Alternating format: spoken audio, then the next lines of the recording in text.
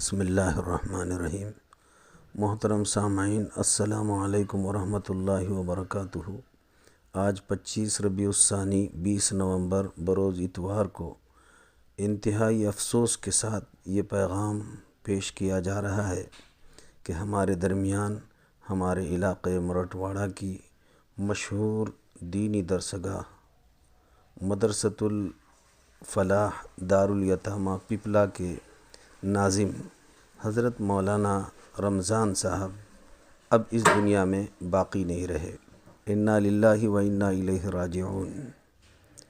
حدیث پاک میں فرمایا گیا، عقل مند وہ ہے جو موت سے پہلے موت کی تیاری کرے۔ انسان پانی کا بلبلا ہے، کب پھٹے پتہ نہیں، اس لیے موت سے پہلے ہمیں ہر وقت موت کی تیاری میں لگے رہنا چاہیے۔ حضرت مولانا رمضان صاحب انتہائی جری، باہمت، باحوصلہ وہ پرعزم انسان تھے، عالم دین تھے۔ جب بھی ملتے تھے بڑی خندہ پیشانی سے ملتے تھے۔ الحمدللہ آج تک ان کی محنتوں کاوشوں سے ان کے مدرسہ سے ہزاروں طلباء فیضیاب ہوئے اور ہزاروں حفاظ علماء کی ایک بڑی تعداد ان کے ہاتھ پر تیار ہوئی۔ مومن آباد تعلقے میں 10 مکاتب کا انہوں نے اجرا کرایا، 10 مساجد ان کے ہاتھ پر تیار ہوئیں۔ تقریباً ہر دینی، اصلاحی اور حق کاموں میں ان کی شرکت رہی اور تعاون بھی رہا۔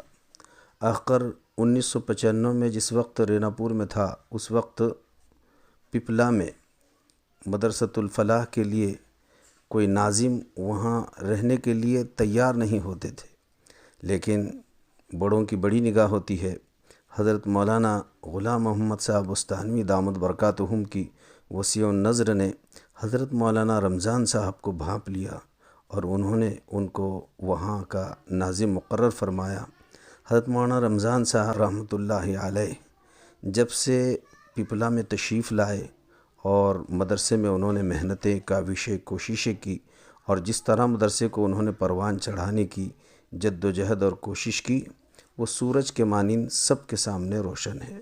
مجھے یاد ہے غالباً یہ 2004 کی بات ہے، وہاں ایک بڑا جلسہ ہوا تھا۔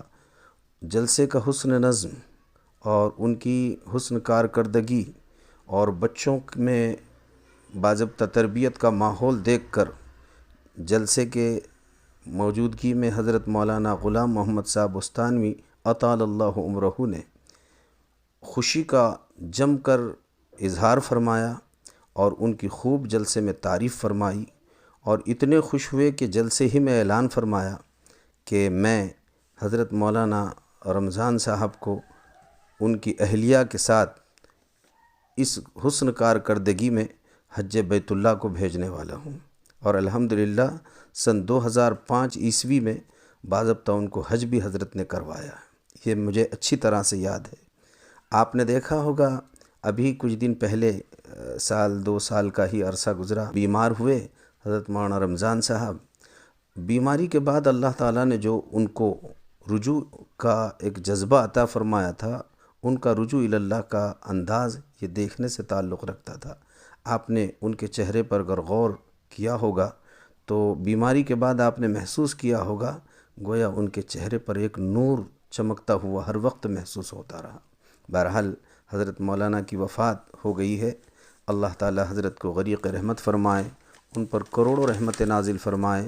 حضرت مولانا کا سانحہ یہ صرف ان کے گھر والوں کا سانحہ یا مدرسے کا سانحہ نہیں ہے، بلکہ ہمارے پورے ضلع کا ایک عظیم سانحہ ہے۔